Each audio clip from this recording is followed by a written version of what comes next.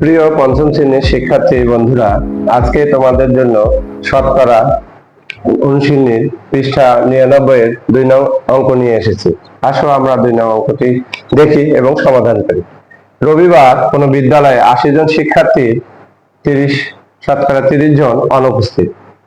ওই দিন উপস্থিত শিক্ষার্থীর সংখ্যা কত? তাহলে আসো আমরা কিভাবে অঙ্কটা করি। দেখো সমাধান। অনুপস্থিত শিক্ষার্থীর সংখ্যা, অনুপস্থিত শিক্ষার্থী 80 জন এর শতকরা 30 জন। তাহলে 80 গুণ 30, উপরে শতকরা চিহ্নের জন্য নিচে 100। তাহলে এখানে আমরা কাটাকাটি করি, 5 বিশং 100, 4 বিশং 80, 5 একে 5, 5 6 30। তাহলে আমাদের এতজন, 4 6 24 জন। তাহলে আমাদের অনুপস্থিত শিক্ষার্থী 80 জনের শতকরা 30 জন। তাহলে 80 গুণ শতকরার জন্য চিহ্নের জন্য নিচে 100, উপরে 30, এতজন। 4 বিশং 80, 5 বিশং 100, 5 একে 5, 5 6 30, 4 6 24 জন। তাহলে আমাদের 80 জন শিক্ষার্থীর মধ্যে 24 জন অনুপস্থিত। তাহলে উপস্থিত শিক্ষার্থীর সংখ্যা কত? তাহলে অতএব ওই দিন উপস্থিত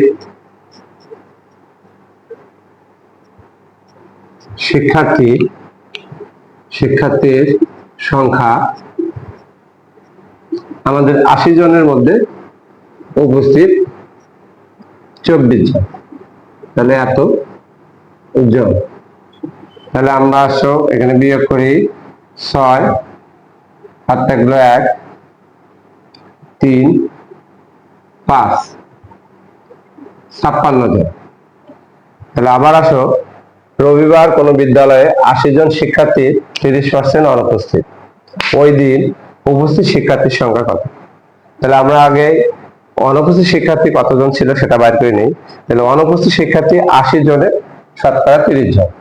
তাহলে 80 জন এর 30 জন, তাহলে 30%।